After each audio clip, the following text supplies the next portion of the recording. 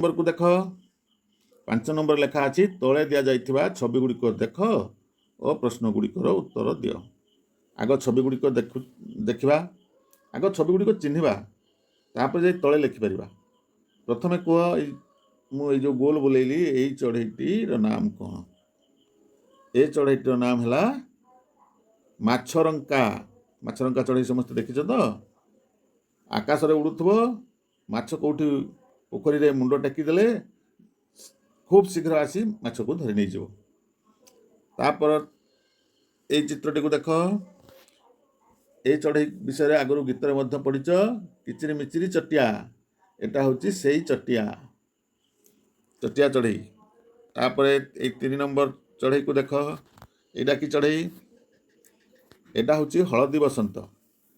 ए हलदी बसंत प्राय बसंत ऋतु रे आम आड़े देखा मिले एवं तुम माँ बा जेजेमा जेजेबापा एमाने कहती हलदी बसंत चढ़ई आसिलानी, आम बाड़ी बसी आम घर को किए बंधु आसो एमती कहती।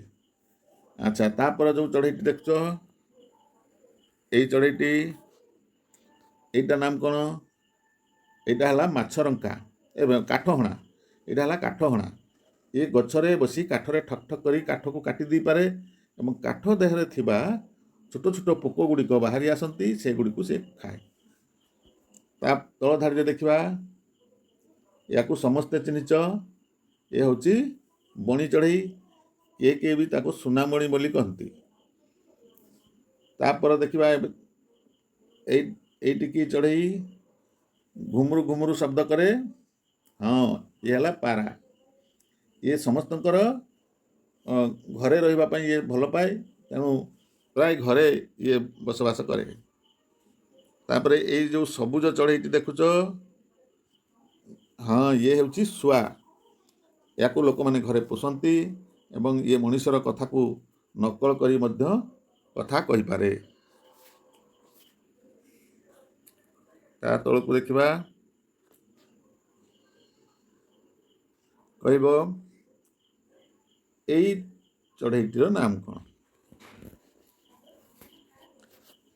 ये आंब गछ बौलिले आंब डाल रे बसी कुहू कुहू शब्द करे।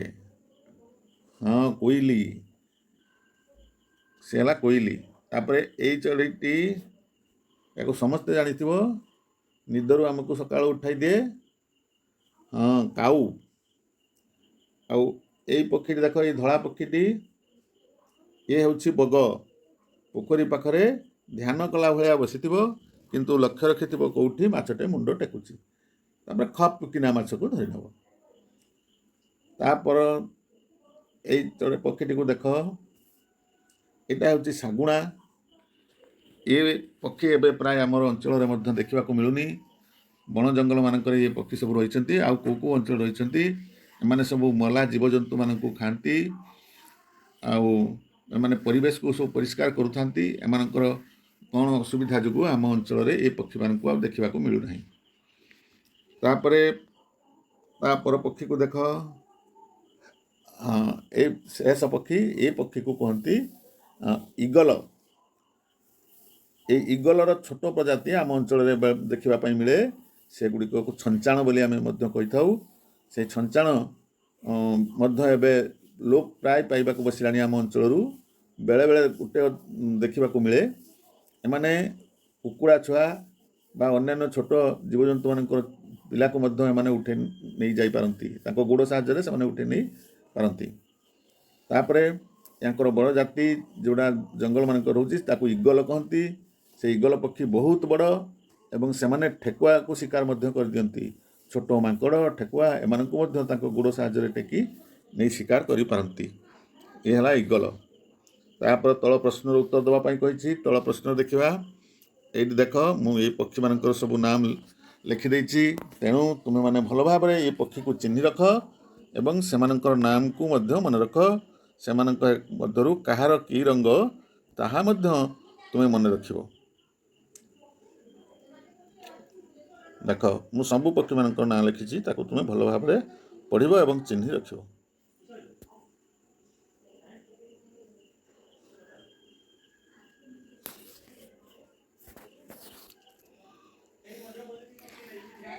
ତାपर ପ୍ରଶ୍ନ ଅଛି 10ଟି ପକ୍ଷୀର ନାଁ ଲେଖ।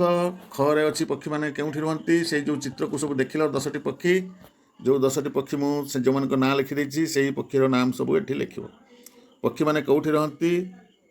ପକ୍ଷୀମାନେ ସାଧାରଣତଃ ଗଛରେ ତାଙ୍କ ନିଜ ପାଇଁ ବସା କରି ତାଙ୍କ ନିଜର ପାଇଁ ଘର କରି ରହନ୍ତି। ଗରେ କେଉଁ ପକ୍ଷୀମାନଙ୍କର ରଙ୍ଗ କଳା? ସାଧାରଣତଃ କାଉ, କୋଇଲି, କଜଳପାତି ଏମାନଙ୍କର ରଙ୍ଗ କଳା। କେଉଁ ପକ୍ଷୀର ରଙ୍ଗ ହଳଦିଆ? ମୁଁ ଆଗରୁ କହିଗଲିଣି, ହଳଦୀ ବସନ୍ତ ଚଢ଼େଇର ରଙ୍ଗ ହଳଦିଆ। କେଉଁ ପକ୍ଷୀ ପାଣିରେ ବୁଡ଼ି ମାଛ ଧରେ? ସେ ପକ୍ଷୀର ଆମ ଯେଉଁ ଚିତ୍ର ଦେଖିଲୁ ସେ ଚିତ୍ରରେ ସେ ପକ୍ଷୀ ନାହାନ୍ତି। ତେଣୁ ତୁମେ ଜାଣିଛ କି କେଉଁ ପକ୍ଷୀ ପାଣିରେ ବୁଡ଼ି ମାଛ ଧରେ? ନା, ସେ ପକ୍ଷୀର ନାମ ହେଲା ପାଣିକୁଆ। ହଁ, ପାଣିକୁଆ ପକ୍ଷୀ ମଧ୍ୟ କଳା। ଯେ କଳା ରଙ୍ଗର ପକ୍ଷୀ ସବୁ ଲେଖିବ ତା ଭିତରେ ପାଣିକୁଆର ରଙ୍ଗ ମଧ୍ୟ ଲେଖିଦେବ। ତାପରେ କେଉଁ ପକ୍ଷୀ ମଲା ଜୀବଜନ୍ତୁ ଖାଏ? ମଲା ଜୀବଜନ୍ତୁ ମୁଁ କହିସାରିଛି ଶାଗୁଣା ଖାଏ, ଆଉ କାଉ ମଧ୍ୟ ଖାଏ। କାଉ ଏବଂ ଶାଗୁଣା ଏମାନେ ମଲା ଜୀବଜନ୍ତୁ ସବୁ ଖାଆନ୍ତି। ତାପରେ ଦେଖ ସେଇ ପ୍ରଶ୍ନମାନଙ୍କର ଉତ୍ତର ମୁଁ ଲେଖିଦେଇଛି। 10ଟି ପକ୍ଷୀର ନାମକୁ ମୁଁ 12ଟି ମଧ୍ୟ ଲେଖିଛି।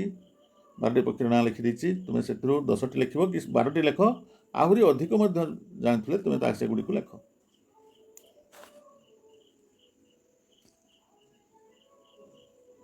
ହଁ, ପଢ଼ିପାରୁଛ ତ?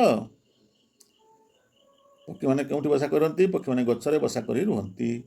କେଉଁ ପକ୍ଷୀମାନଙ୍କ ରଙ୍ଗ କଳା? କାଉ, କୋଇଲି, କଜଳପାତି, ଆଉ ଏଠି ପାଣିକୁଆ ଲେଖିବ। କେଉଁ ପକ୍ଷୀ ରଙ୍ଗ ହଳଦିଆ? ହଳଦୀ ବସନ୍ତ। କେଉଁ ପକ୍ଷୀ ପାଣିରେ ବୁଡ଼ି ମାଛ ଧରେ? ପାଣିକୁଆ। କେଉଁ ପକ୍ଷୀ ମଲା ଜୀବଜନ୍ତୁ ଖାଏ? ଶାଗୁଣା ଏବଂ କାଉ। ଏମିତି ଭାବରେ এই ପ୍ରଶ୍ନ ଉତ୍ତରକୁ ତୁମେ ବାରମ୍ବାର